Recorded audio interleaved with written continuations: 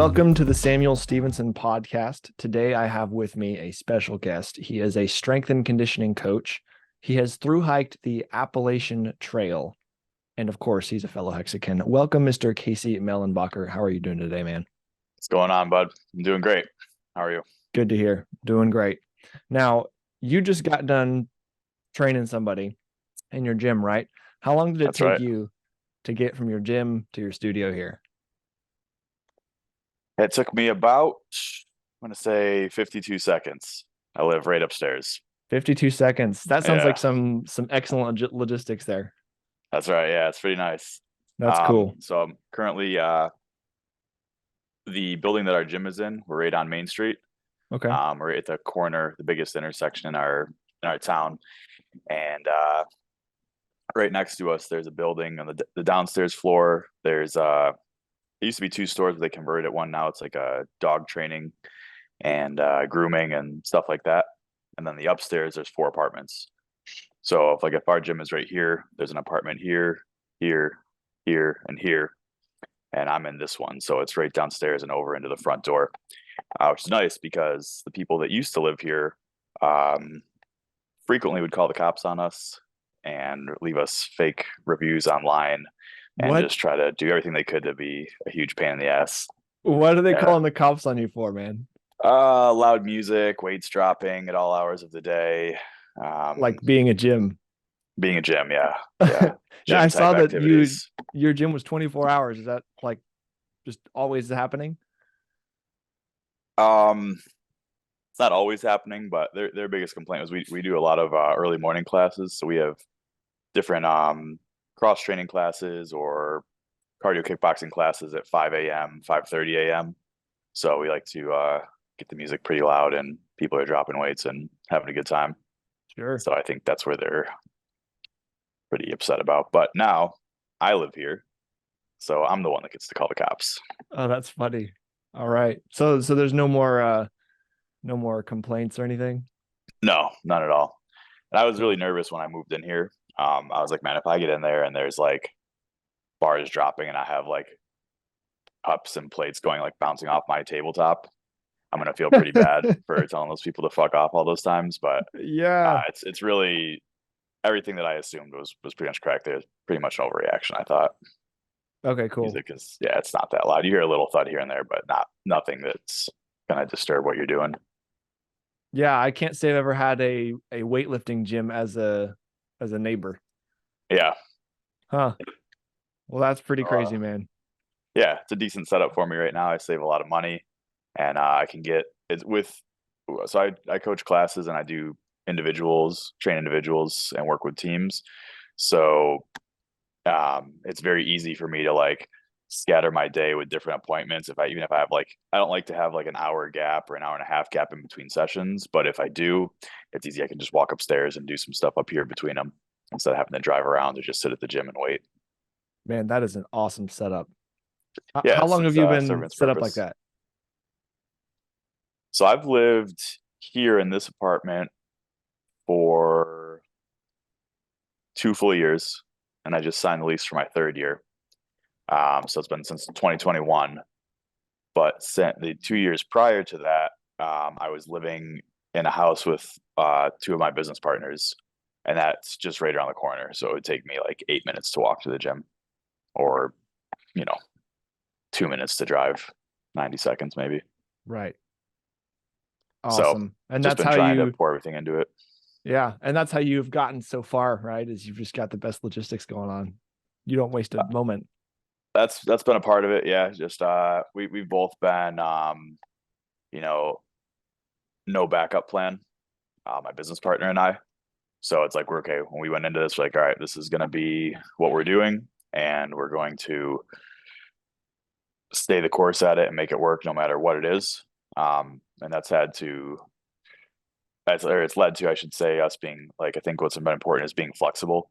To be like, okay, we've had to like pivot our model a bunch of times and be like what we started off as, what we wanted it to be and look like. Yeah.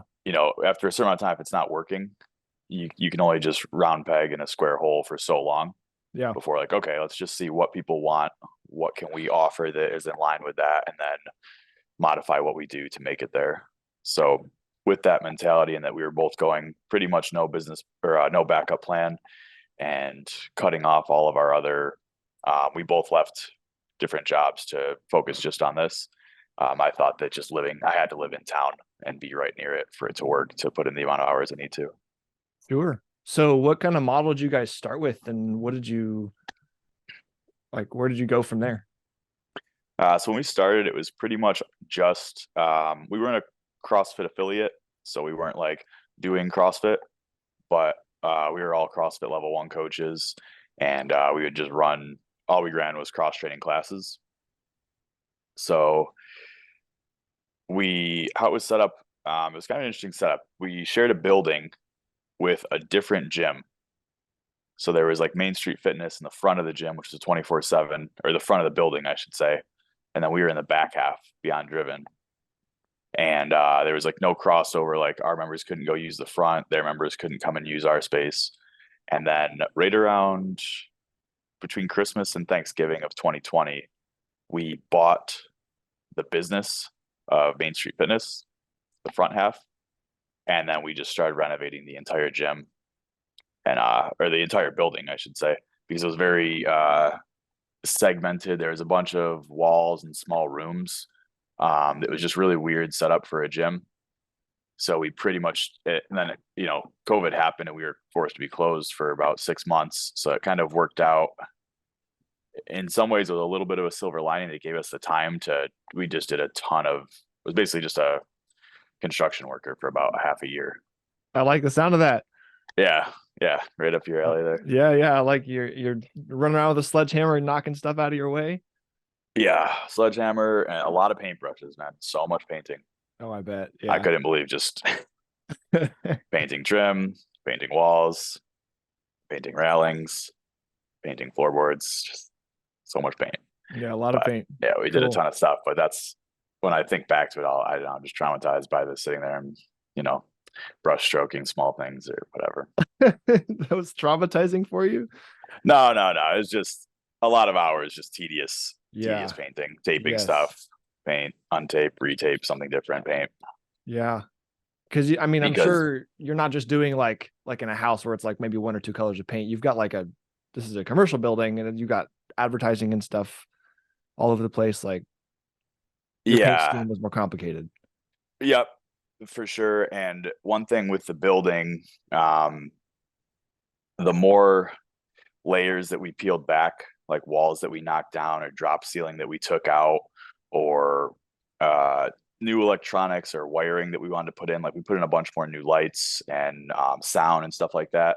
Just every time we peeled layers back, we just found so many things that people had done in the past where we're just like, basically like band-aids that people put on stuff, like a quick fix, like, oh, no one's gonna take this wall down for who knows how many years, so this will be good. We just see things like, what the hell is this setup? So it was a lot of just starting, like really taking things down to the bare bones and starting completely from scratch. And with, like I said, having our no backup plan, we had talked a very big game about taking the building over and really bringing something, like making it unrecognizable. Yeah. So it was kind of like everything that we did, we're like, okay, we want to do it once, do it right, and set it up exactly how we want it and how we need it. So that required sometimes a few extra steps and made a couple jobs a lot longer than we initially hoped they might be. Sure. But seeing what we had to work with, sometimes you take a wall down, you're like, okay, this is what we're working with here. Yeah. So did you guys have like some background in that kind of stuff beforehand and like kind of knew what you're getting into, or did you be like start YouTube and everything and be like, crap, how do I do this? How do I do that? So my business partner, much more than myself. He's pretty handy construction guy. He can do some electric work, and flooring and things like that. I was pretty much just for time, I was like, hey man, I'll just be a body. Like if I need to carry stuff, knock stuff down, just any kind of grunt work, whatever I can do just to, help out and be valuable there. I would imagine that your brute strength made the knocking down process go much faster. Yeah, it was fun. It was fun. That's awesome. Yeah. So you figure it out as you go.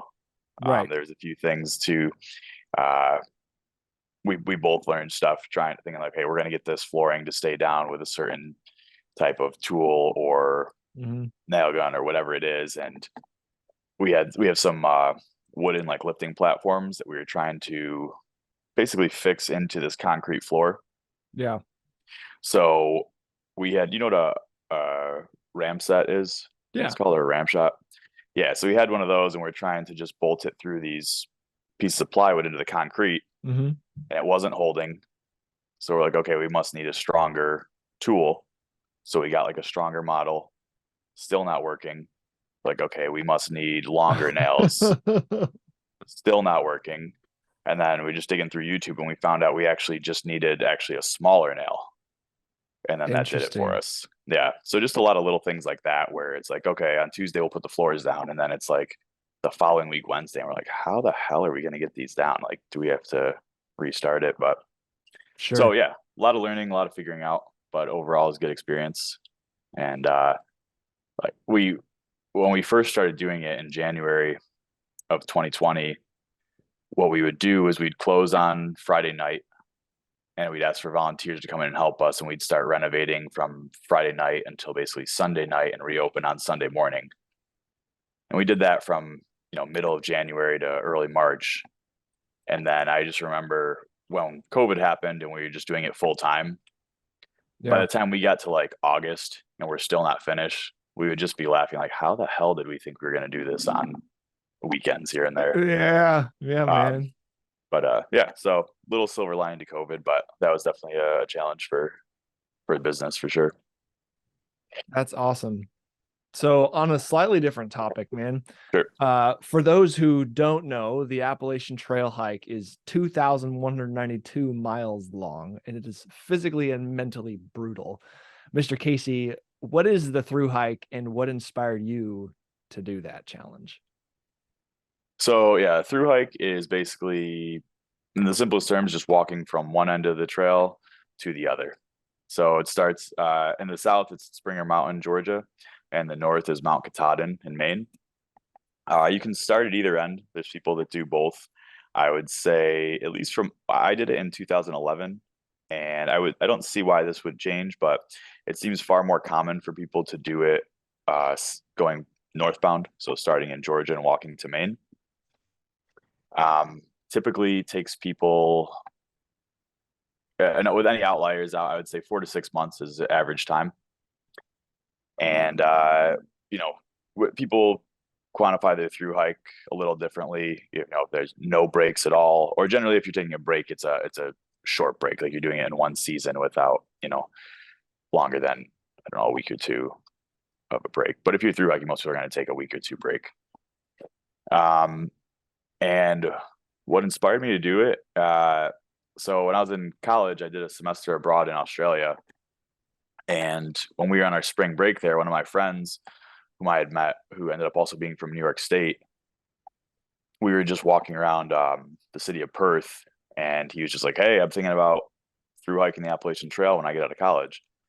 And I had no idea what that was. And I looked at it a little bit on my phone, and I was like, all right, I'll do it. Hell And yeah. then that was pretty much it. I was like, man, it'd be awesome just to have like 6 months where your only job is to wake up and start walking.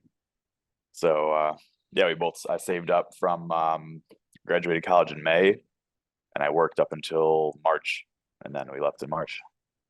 So did you how does that work with your employer? Did you hey, we're going to go take 6 months off?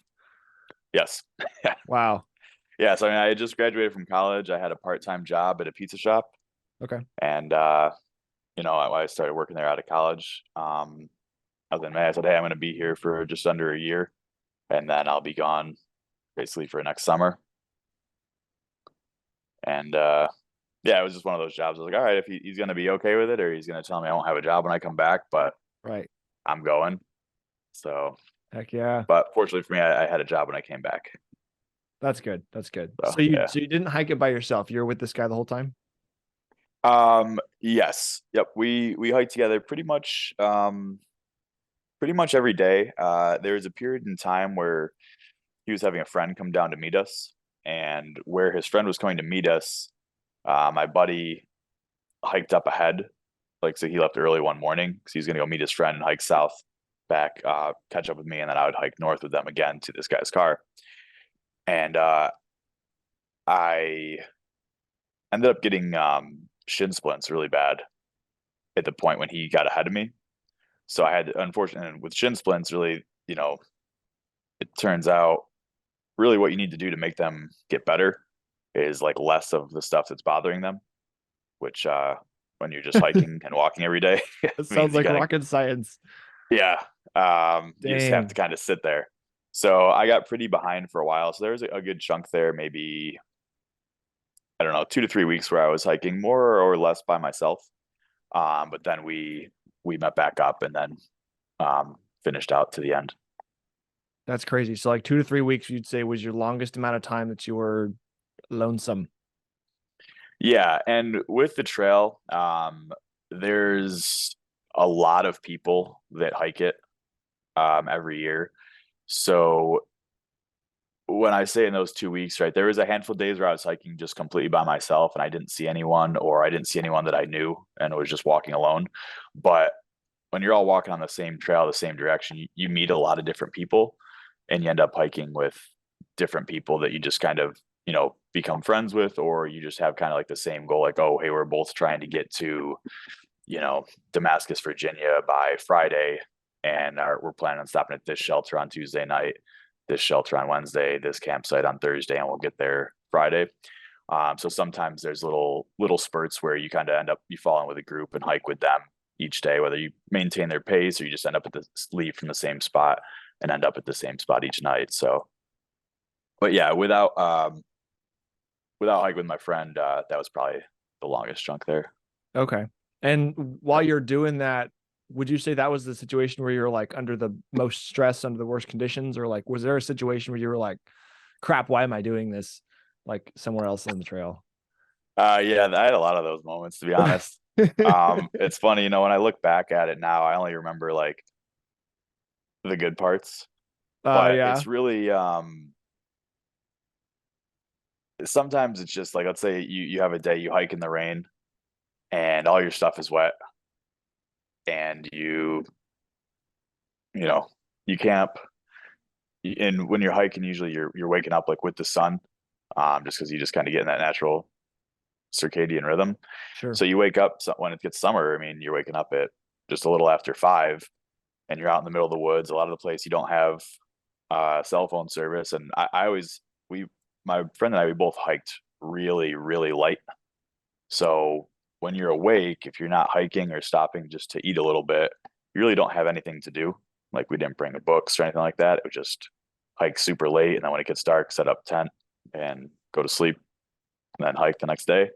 So just kind of some day after day when you wake up super early, it's not going to get dark out for 18 hours and you just have that same hiking shirt that's just like wet and smelly, and you put your hiking socks on that are just wet and cold, and you put your hiking boots on that are cold, and you just like, well, even if I wanted to stop right now, I still have about 20 miles to the next road.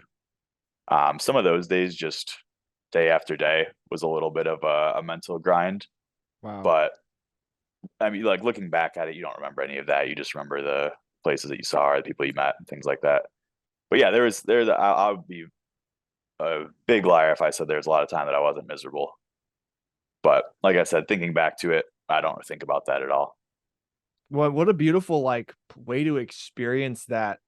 Like you're alone and you're the only one who's gonna walk yourself out of there and keep walking. And it's like, Yeah, yeah, it might suck, but like what else are you gonna do? You know? right. Yeah, and that's the thing, even if, let's say you do make the decision to quit, if you're up there somewhere, you're all different varying distances away from like a road to get picked up or something. And so even if I wanted to quit right now, I can't call someone to come get me. I have to at least walk myself out to somewhere. Right. Um, but yeah, it was overall though, yeah, it was a great experience. You get in really good hiking shape pretty quick, I'll say that. I bet. Did you have a good training regime for that, or did you just like jump No, I did not train at all. Oh Um, dear. Oh yeah, dear. my feet paid the price for about the first month. Then I got a new pair of hiking shoes, and then it's pretty much smooth sailing from there. Is that because you didn't have the right hiking shoes? Yeah, I would say both. I tried on a pair of hiking boots, and it was really the first pair of hiking boots that I bought. I wasn't really a big hiker. Honestly, that trip was the first overnight backpacking trip I ever did. So I kind of just threw myself into it. And the boots I got, I was like, oh, okay, these aren't that comfortable, but I guess that's just what hiking boots feel like. And when I break them in, they'll probably be better. And I think they just didn't fit my feet right. They weren't a good Uh, fit for me because they got broken in and they were still just tons of blisters, not comfortable. And then I switched to like a trail runner shoe, and it was like I was walking on a cloud for the rest of the nice. trail. Yeah. Okay, good deal. Well, that's better that you figured it out that early in because you still had plenty of time left. Oh, yeah, man. Yeah, I went through two of those, like wore those shoes to the bone.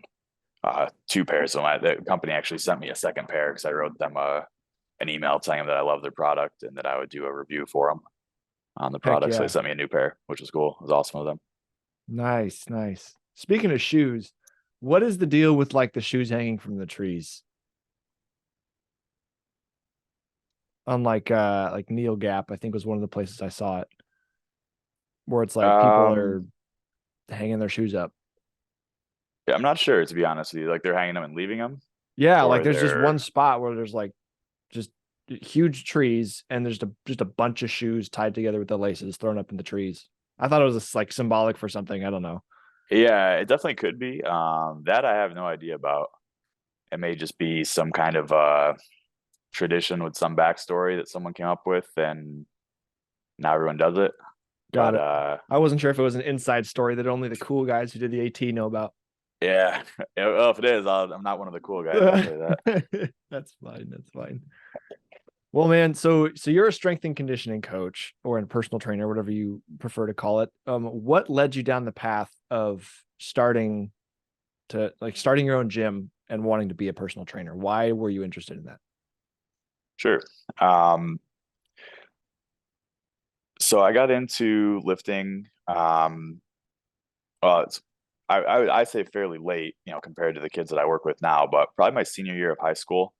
I started lifting. I just wanted, it was like, okay, I want to have some muscles. And then when I got to college, I played rugby.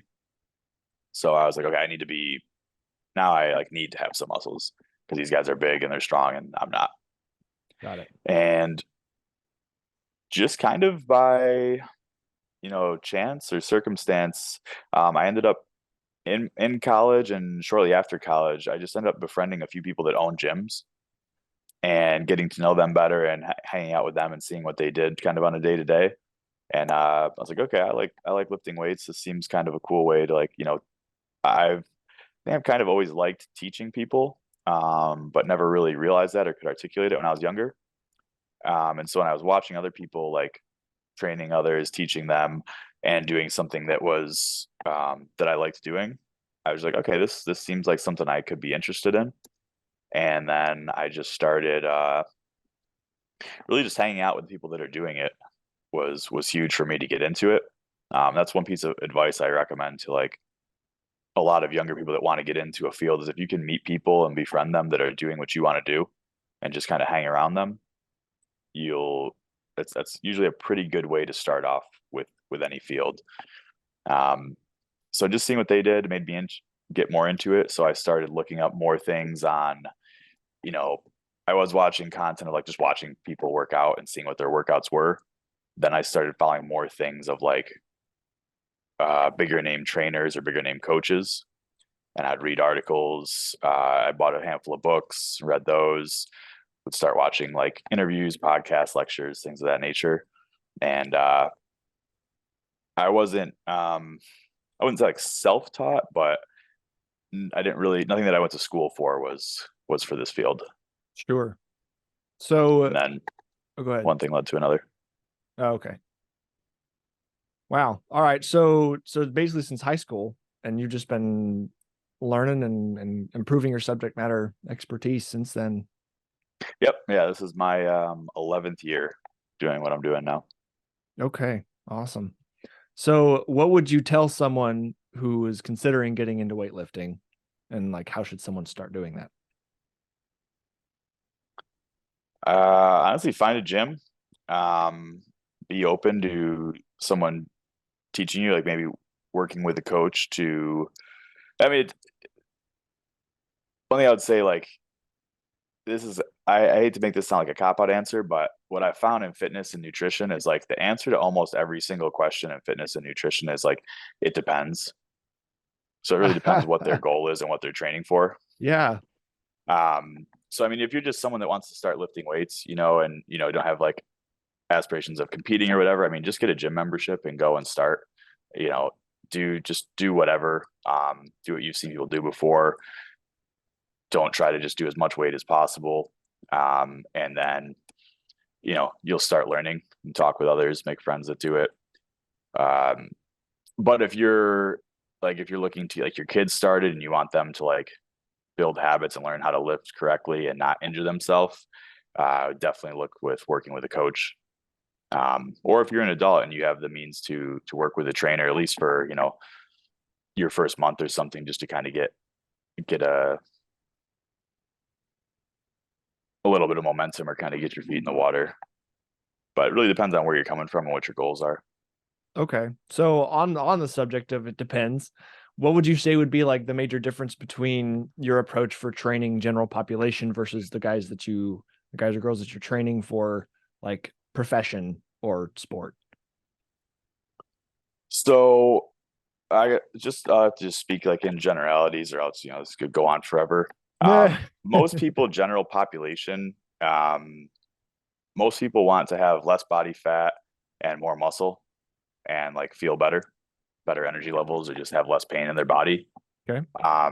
So one thing that is constant across the board, for me, is just resistance training. So I try to make everyone has to get stronger, at whatever the exercises that we're using is.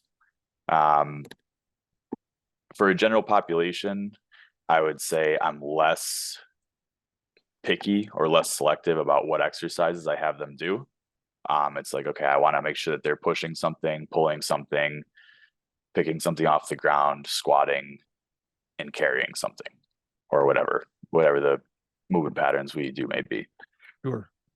And then from there, it's going to be like, okay, is this number one? Is it something that they have any? I'm going to avoid anything that gives them pain, or that's making any condition they have worse.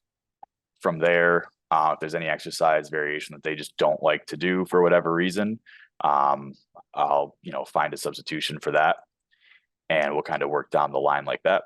Whereas with athletes, it's more like, okay, you are doing these exercises, this variation. We'll modify the weight or the range of motion if we need to, but like it's kind of a little bit more non-negotiable. Right. If we're looking training for like sport performance or things like that, versus just someone that wants to just get in better shape. It's like, okay, you 10 different ways to skin the cat. Whereas with sports performance, like, I know we need to be doing these things and making sure that we're getting better at X, Y, and Z, so that you have better performance on the field or the court or in the pool or wherever their sport may be played. Gotcha. So like I'm sure there's a wide variety of variations on like what the sport is and what like muscle groups are affecting their performance. Mm-hmm. Right. Dang. So, oh man, how long did it take you to learn all of those things? 11 years? Yeah, 11 years and counting, I would say. Wow. Awesome. Yeah, they're different sports, different demands for sure. But the one thing that's in common with all the sports is that you're using the same body, right? You have your torso with like 4 ball and socket joints around it, your hips and your shoulders. So there's a lot of movement patterns that are very similar. A lot of like the core of the programs for the different athletes will be very similar, where the accessory work will start to vary a little bit depending on the sport or the needs of that, or sometimes not even by the sport, but by the athletes themselves. So like we work with a lot of football players. So we'll do a little bit different stuff for like the linemen than we'll do for like the skill positions, like the receivers, and the running backs and things like that. Not huge differences. I'm not a huge believer in like super, super mega sport specific, Okay. but there's just something like, okay, these are our linemen, and like these 3 guys are like very undersized or just not strong enough. So we need to do some extra volume on some upper body stuff for them to really try to build them up a bit. Whereas some of our other guys already have the size and the strength. We just can focus more on building power and get them to express that strength in a more explosive way. That's cool. All right. So coming from a more of a background in gymnastics where the goal is just generally to be strong the whole time, what is could you give a brief summary of like bulking versus cutting seasons, and like what's the most efficient way to gain strength? Okay. Yeah. So you talking like an athlete or for just Yeah. okay. Yeah. So generally for athletes, I'll go with like the bulking and cutting first. Generally for athletes, because there's two different things. If you have this would change if you're working with an athlete that competes in a weight class sport versus one that doesn't. What is a So if weight you're class working sport? like wrestling, Olympic lifting, powerlifting, fighters where they have to show up and weigh a certain Oh, amount. gotcha. Okay. So that'd be different with them versus people who are in like football players, baseball players, lacrosse. So that they don't have to weigh themselves when they show up. They can just play the sport at whatever weight they're at. Okay. Generally for athletes and most for kids, where we're at is we're in a fairly small town. We work with other small towns. I work with one college team for swimmers, but a lot of our other sports are all high school level. So with us, it's a lot of really just intro to like nutritional education for the kids.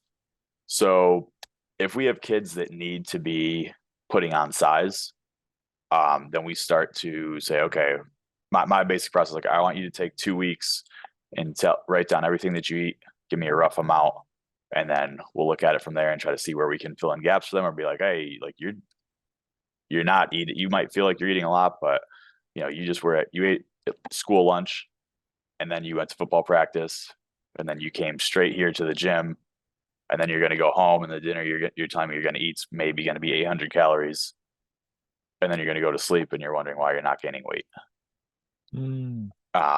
So it's really just dependent on the individual, seeing where they're trying to get them thinking about food and nutrition is where we start at with a lot of kids, just basically the population that we have and where they're at. And then just teaching them like, okay, this is how you should structure a meal. This is how you should structure a day of eating. These are considerations you should take into account on like a game day or a day when you have a practice or a day that you have a practice and a lift or when you start double sessions, things of that nature. Would you say that the food and nutrition part of it, like the inputs, are equally as important, if not more important, than like the workouts and the weights themselves? Yes, in terms of like, I would so when I think of a personal trainer, I think of someone who's like instructing in how to work out, but the nutrition that's behind it and how your body is repairing and healing and growing, I guess would you say that's just as important if you're trying to achieve a I would goal? say that they are two of the major pillars that you need to have to get the results you're looking for. Now, what I stress, it changes a lot. Where if I have a personal training client that's just a general population person, where I'm doing one-on-one with them, where I do full like consultations with them, versus if I'm, in a school working with like 5 different sports teams and I have like a half hour with each one. When I'm in the school half hour with each, I really, it's tough to get a good instruction with everyone in a half hour if I have 20 kids come in. So in those situations, I don't talk a ton about nutrition because I just have to get the workout done with them. I'll have kids. There's always, when you're working with teams, there's always a spectrum of athletes you're going to get. There's going to be the kids that are like super bought in and want to know everything, why they're doing what they're doing, what they can do more, what they can do outside. And then you get the kids that like, you can just tell they're there because the coach is making them and you're trying to like corral them and keep them on task the whole time. So, but yeah, with personal training clients who have specific like weight loss goals, that has to be a huge component. It's something that I focus on with them to make sure that they're going to get the results they want and that I want them to get to. Sure. So I don't want to have someone that works with me for like is a personal training client for 6 months and it's in the same shape they were before, and they go tell someone like, oh yeah, I do personal training with this guy, and then they're like, oh, you look exactly the same. Right? Like that's not good for either of us. Sure. Right. But yeah, and then there's a spectrum too with the personal training. I'll get some of it, like they'll come in like, oh, I ask them to tell me what they eat, and they're eating really well, but they just don't know what to do in the weights, or they just don't really like lifting and they need someone to push them. So usually like the 3 pillars that we talk about with people, exercise, nutrition, and then accountability. So those are kind of like the 3 services that we'll offer. And different clients need different levels of those type of things. Sure. You might have someone that's a good athlete, that knows how to train, that eats well, but if they don't have somebody checking up on them and making them keep doing it, they just won't.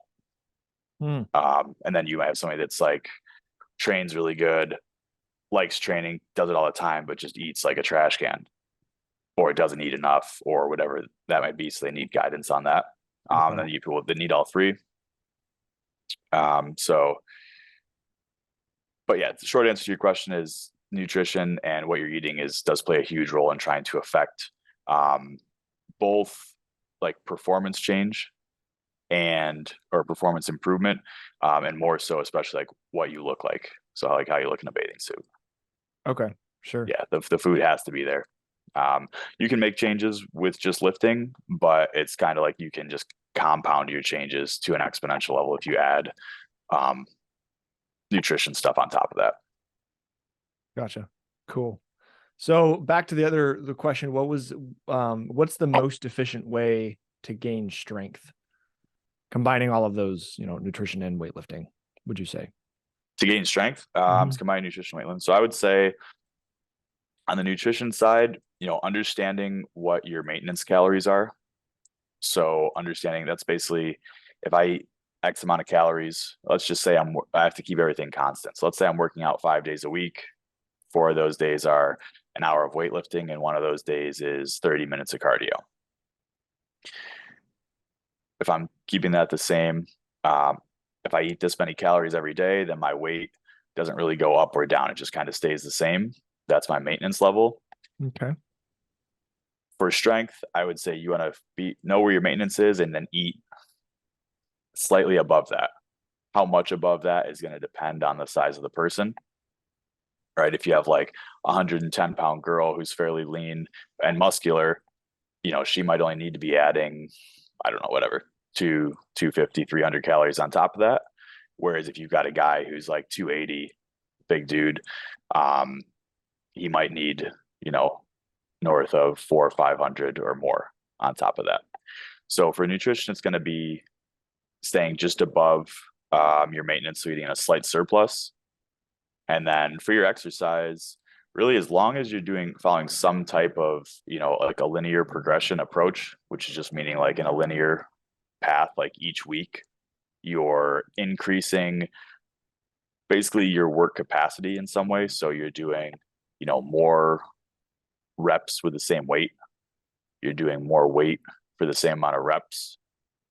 You're doing the same weight and the same amount of reps, but with a shorter rest in between every period or every set.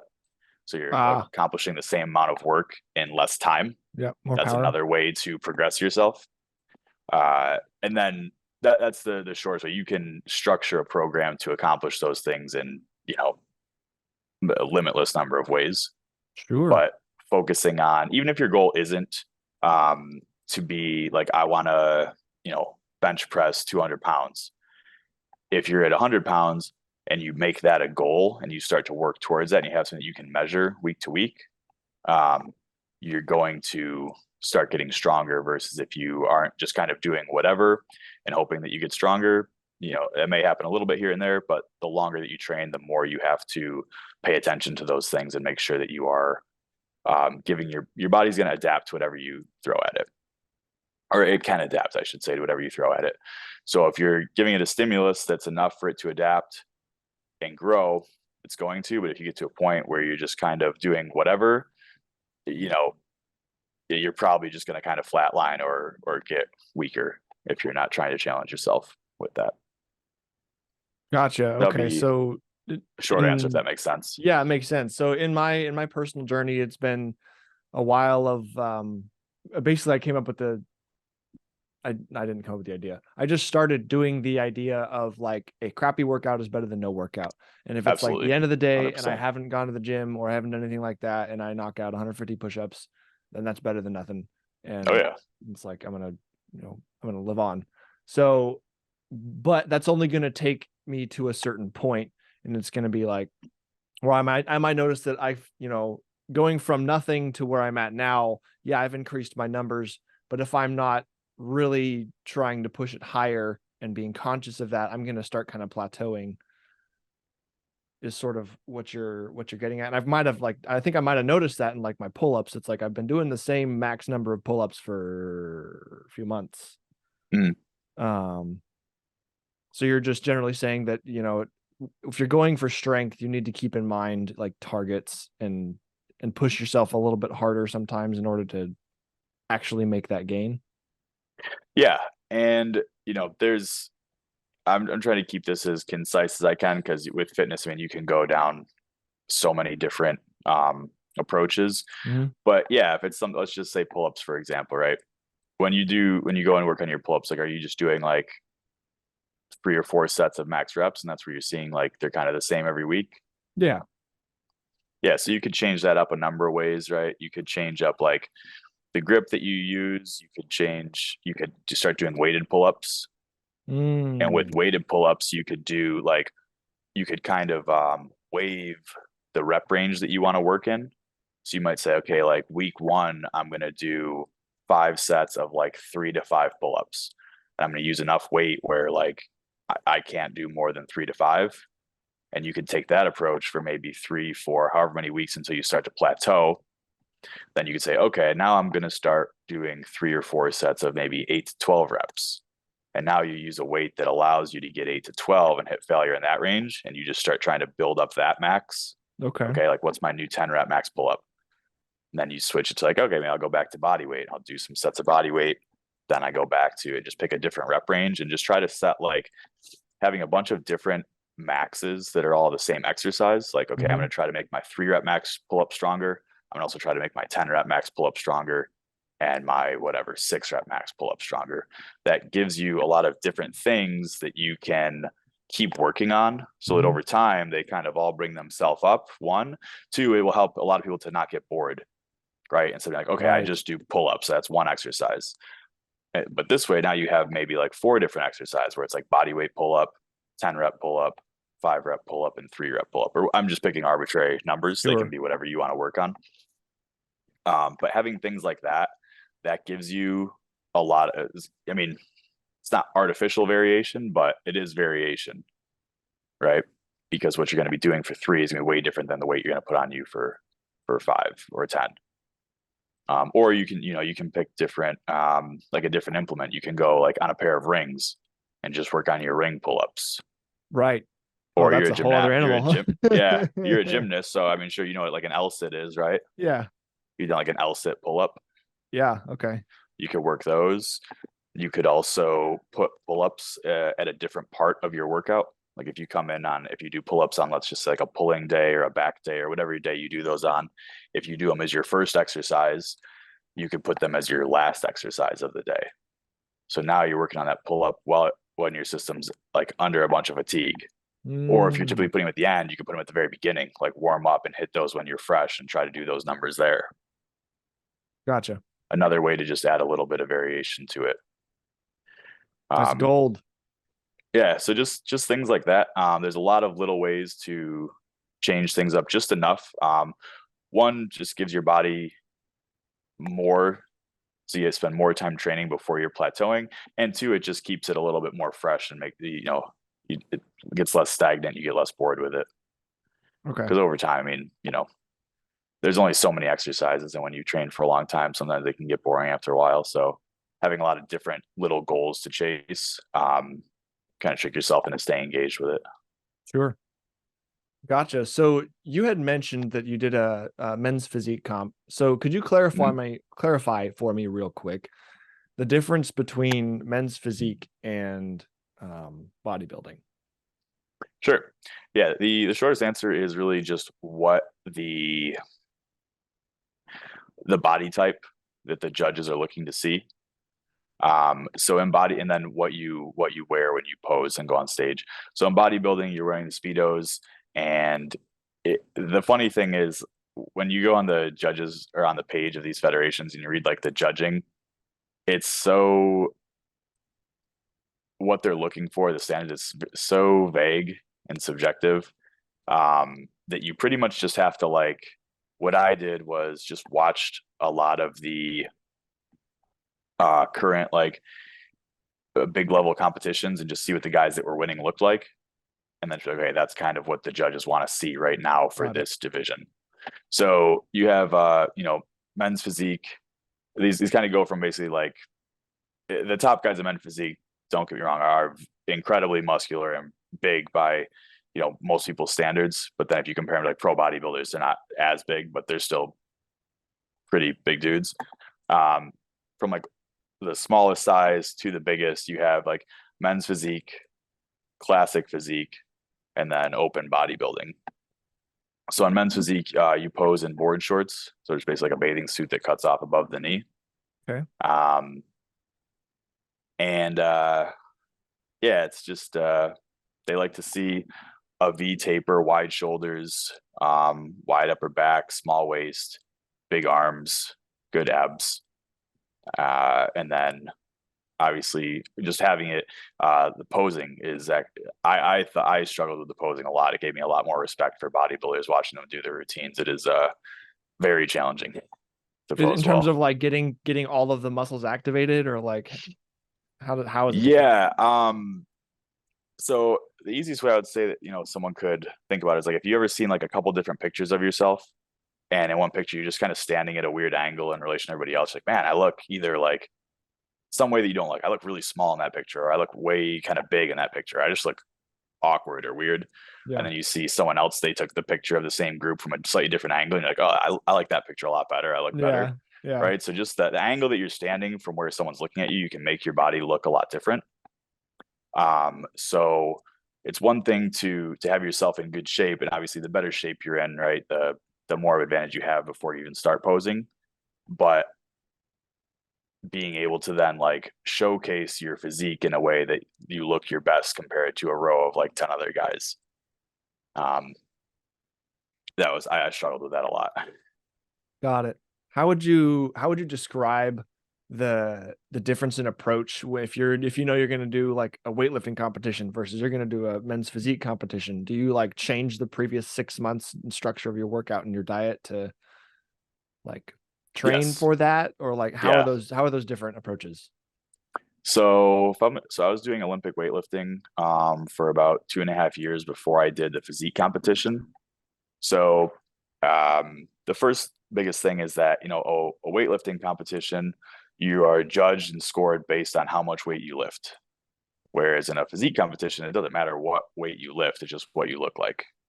Okay. So the training cycles are a lot different. The focus, right? So in the in weightlifting, right, it's very numbers driven. So it's like, okay, I need my snatch has to go up, my clean and jerk has to go up. Um, when I get to a certain point, technique wise, when I'm proficient, like, okay, I have to be stronger in the squat. If I'm going to clean more, I have to be strong. Like, I need to be able to row more so that my back is strong enough to hold the position when I'm snatching, or whatever, those things may be. So it has to be like, okay, the numbers that I'm hitting, like, I have to kind of plan those out in advance as I look through like my training cycles. Okay, I need to be, if I want to try to, you know, podium at this meet or qualify for a bigger meet, like this is kind of the minimum numbers I'm going to need to hit in both lifts. So I try to structure like, okay, how can I get stronger there? Whereas with the physique competition, it's pretty much just, it doesn't matter what, I mean, I would try to, when I was bulking, I would try to challenge myself and, get stronger. But at the end of the day, it doesn't matter what weights I lifted during my training cycle. It matters how you look at the end of it.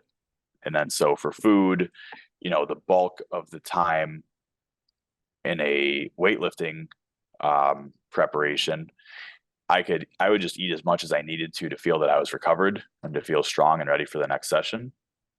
Whereas with the physique competition, I had a very, very structured, regimented plan of like, hey, this is what I eat every day. I just need to make sure I hit all of those meals. And if there's days where I'm not feeling fully recovered when I go into training, and I have to do whatever 5 sets of 10 to 15 reps, the weight that I'm going to use might be a little bit lighter, and that's not a big deal. I just have to use what's challenging that day, and you kind of just have to be a robot and just go through that. However, whereas with a performance sport, if you're not eating enough to get stronger week to week or cycle to cycle, whichever you're looking at, like month to month or week to week, that has to be something you take into consideration. Got it. And then weightlifting also is a weight class sport, so you have to keep in mind, okay, what is the weight class that I'm going to compete in? And I need to make sure that where my weight is at as I'm training, I'm conscious of like, okay, by whatever, Friday the 17th, I need to weigh in and I have to weigh 169 pounds or whatever that weight may be. Okay. And give a brief summary of like, what are the things that people do to make sure that they're coming in at that weight? So it's a little bit different. One thing that's very dependent is for your sport, how long after you weigh in do you compete? So for powerlifting in most federations, the sport of powerlifting is back squat, bench press, deadlift, 1 rep max on those 3 lifts. Most federations that I've seen, they weigh in 24 hours in advance, and then they lift 24 hours after they have weighed in. With Olympic weightlifting, every competition I did, the weigh-in was about 2 hours before you lifted. So with the shorter time frame, the less of like a dramatic, dehydration or water cut you can do, because you can't, if you super dehydrate yourself, you can't replenish yourself enough in 2 hours to be able to have a good performance. You'll feel like crap and you'll be weak. But if you have 24 hours and you know what you're doing, you can perform well the next day. So with something where you're weighing in a very short amount of time before you're competing,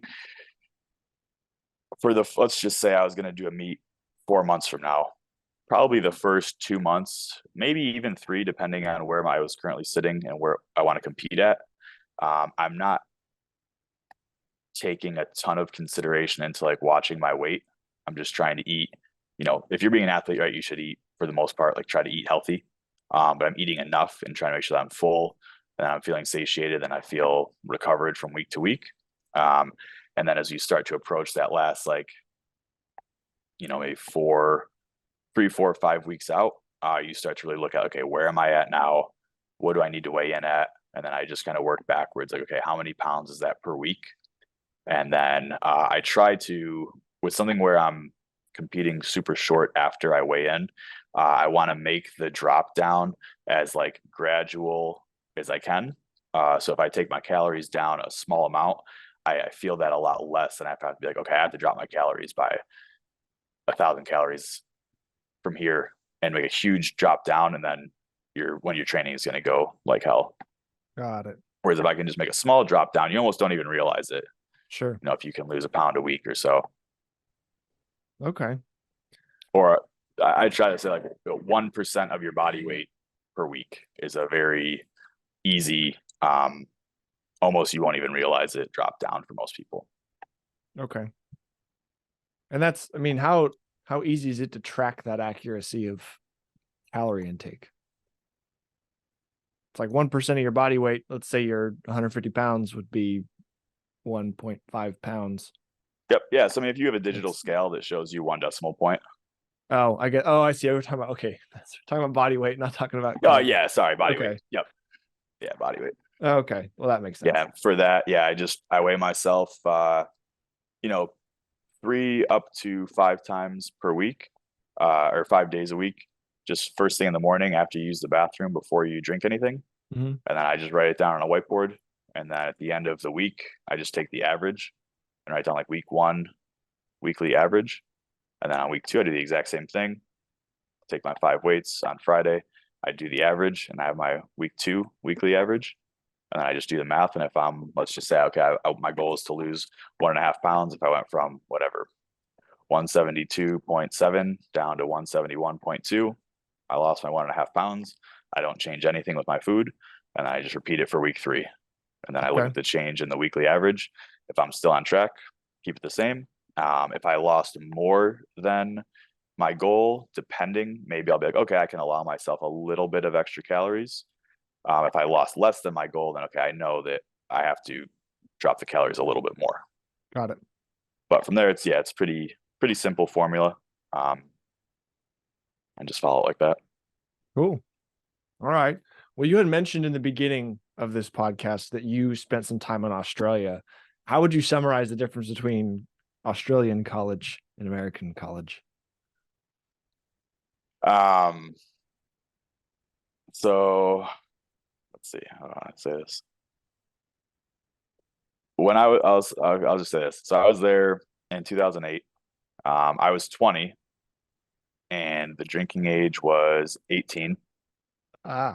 And we found out fairly quickly when we were there that as an exchange student, a 50% was passing, and all of our grades transferred back to our GPA as either pass fail. Oh my God. So we can drink alcohol, and we don't have to perform well. So yeah, maybe I'll just leave it at that. I've been a that decent story tells student, itself. so yeah, for me, I mean, I always thought this, but maybe it's not the same for everybody. I don't know how you can't get a 50 in a class. Sure. So yeah, but it was good. Cool. One thing It was a good time. Yeah. Good. So it was great. But yeah, no, it's very, so like I said, I was there a while ago. 15 years ago now, I guess. And it was very, and it may still be, I haven't been back there since then, but it's very similar to the United States. It's like very westernized, but just something about it that I couldn't quite put my finger on was different. Just like an overall vibe, like everything was just a little bit more like chill and laid back. Couldn't quite put my finger on it, but it was very similar, but just the overall, I don't know, interacting with everybody was just very, for the most part, pretty relaxed and pretty cool. Cool. Yeah, it's a good time.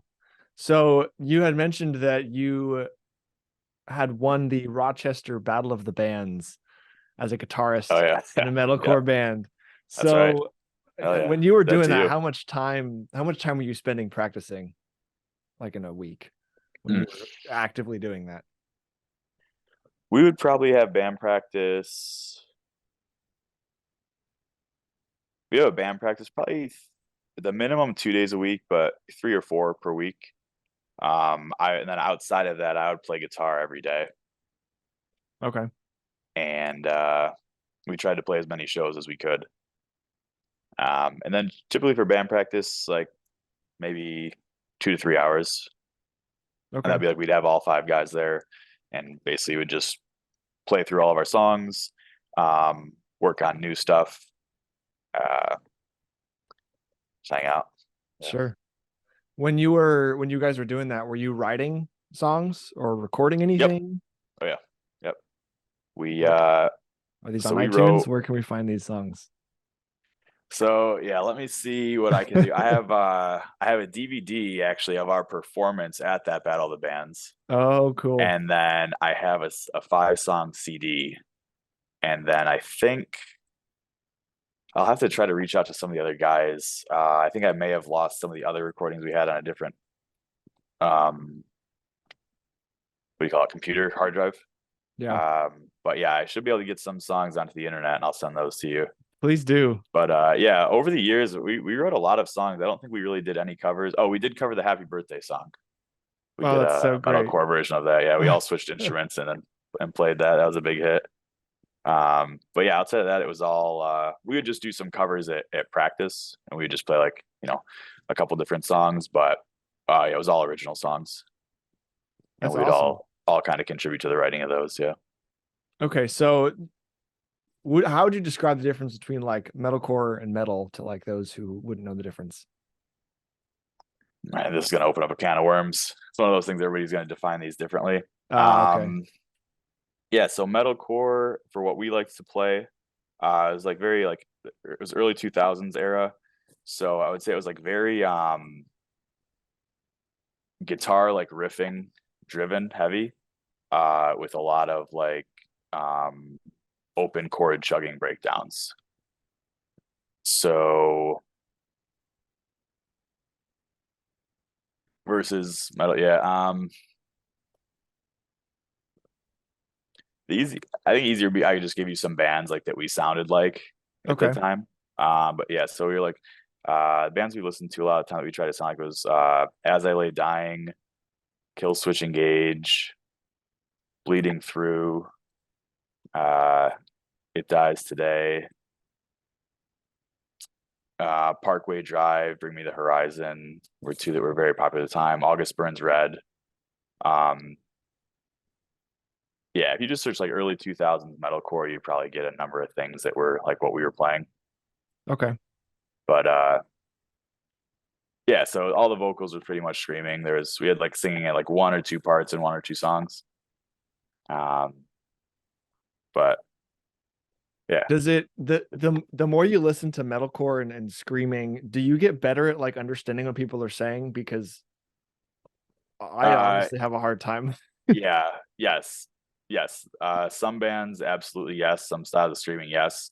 There's some, especially now, I mean, the more that any genre gets progressed, the more like, outrageous it gets. There's some stuff now where it's like, I mean, unless you're watching the lyrics, reading along with it, it's pretty much good luck. Yeah. But there are some, yeah, where I've listened to it and like I have no idea, but then I read the lyrics as they're saying, like, oh, okay, I can hear it now. So yeah, the short answer is yes. Okay. You can. Different vocalists will enunciate more than others. Sure. But yeah, when I first started playing and listening to it, I couldn't understand it at all. But then it got to the point where I was like, okay, most of the bands I could understand what they were saying. Okay. So So I would imagine that not a lot of people appreciate the complexity that is in metalcore musically. What would you say for yeah, yourself is the most difficult part to work on? in the as far as like writing a song As or far as far as like the composition or like technical skills on the guitar or those kinds of things.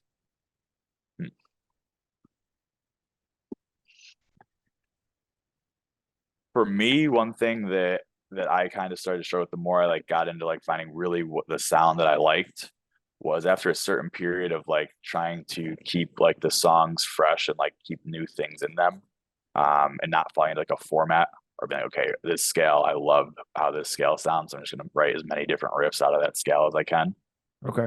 or these like elements. That was something I struggled with a little bit, but given that kind of all five of us were contributing to writing songs, that helped with it. Sure. Sometimes in composing, like not being able to play the drums or I'm not very good at vocals, trying to I'd play a riff and try to explain what I wanted to go with it, but not being able to like demonstrate it or like create it myself and play like have them listen to it, say, okay, this is what I have in mind. That was Right. something that was a challenge for me Okay. for sure. But the longer that you play with a group of musicians, you guys kind of all you get in tune and kind of have you start to not think the same, but you can have like, okay, I think I know when he describes this thing, this is kind of what he's thinking of. Got it. So that was pretty fun to get into with those guys. Awesome, man. Well, I appreciate you coming on. What's your plug? What's your Instagram? Sell yourself. Yeah. So my Instagram is just Gains by Casey, just like my caption there in the video. And on Facebook, I am Casey Mehlenbacher. You can probably just put the spelling of my last name in the description.